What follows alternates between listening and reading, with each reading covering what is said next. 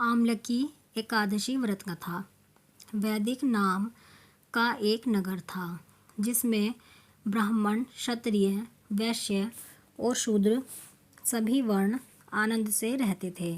उस नगर में हमेशा वेद ध्वनि गूंजा करती थी। वहाँ किसी प्रकार का कोई अपराध नहीं होता था। साथ ही उस नगर में चैत्ररथ नाम का एक चंद्रवंशी राजा राज्य करता था, जो अत्यंत विद्वान और धर्मी था। उस नगर में हर कोई सक्षम था, कोई भी व्यक्ति गरीब और कंजूस नहीं था। साथ ही उस नगरी के सभी लोग विष्णु भक्त थे और एकादशी का व्रत किया करते थे। एक दिन फाल्गुन मास के शुक्ल पक्ष की आमलकी एकादशी आई। उस दिन राजा समेत उनकी पूरी प्रजा ने विधि पूर्वक व्रत किया।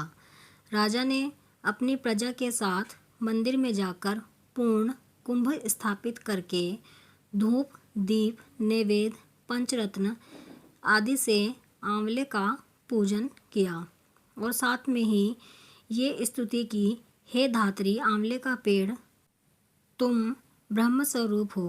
ब्रह्मा जी ने तुम्हें उत्पन्न किया है और सभी पापों का नाश करने वाले हो। तुम्हें मेरा नमस्कार है। अब तुम मेरा अर्घ्य स्वीकार करो। तुम श्री रामचंद्र जी द्वारा सम्मानित हो। मैं प्रार्थना करता हूँ या करती हूँ, अतः आप मेरे समस्त पापों का नाश करो। इस स्तुति को पढ़ते हुए उस मंदिर में सबने रात्रि में जागरण किया। रात में वहाँ एक बहेलिया आया जो अत्यंत पापी और दुराचारी था। वह जीव हत्या करके ही अपने परिवार का पालन पोषण करता था। उस दिन वह भूख और प्यास से अत्यंत व्याकुल था। वह इस जागरण को देखने के लिए मंदिर के कोने में बैठ गया और विष्णु भगवान तथा एकादशी महात्म्य की कथा सुनने लगा। इस तरह अन्य मनुष्यों की भांति उसने भी एकादशी की सारी रात जागकर बिता दी। सुबह होते ही सब लोग अपने घर चले गए तो बहेलिया भी घर चला गया। घर जाकर उसने भोजन ग्रहण किया। कुछ समय बीतने के बाद उस बहेलिये की मृत्यु हो गई। मगर उस दिन अनजाने में रखे गए आमलकी एकादशी के व्रत तथा जागरण से उसने राजा विदुरथ के घर जन्म लिया और उसका नाम वसुरथ पड़ा। युवा होने पर वह चतुरंगिनी सेना के सहित तथा धन धान्य से युक्त होकर 10,000 ग्रामों का पालन करने लगा। एक दिन राजा शिकार खेलने के लिए गए, लेकिन वह मार्ग भूल गए और उसी वन में एक वृक्ष के नीचे सो गए। थोड़ी देर बाद पहाड़ी मलेच्छ वहां आए और राजा को अकेला देखकर मारो मारो शब्द करते हुए राजा को मारने के लिए उनकी ओर दौड़े। मलेच्छ कहने लगे कि इसी दुष्ट राजा ने हमारे अनेक संबंधियों को मारा है तथा देश से निकाल दिया है, अतः अब इसका अंत अवश्य होगा। ऐसा कहकर वे सभी मलेच्छ उस राजा को मारने के लिए दौड़े और अनेक प्रकार के अस्त्र शस्त्र उसके ऊपर फेंके, लेकिन वे सब अस्त्र शस्त्र राजा के शरीर पर गिरते ही नष्ट हो जाते। अब उन मलेच्छों के अस्त्र शस्त्र उल्टा उन्हीं पर प्रहार करने लगे, जिससे वे सभी मूर्छित होकर गिरने लगे। उसी समय राजा के शरीर से एक दिव्य स्त्री उत्पन्न हुई।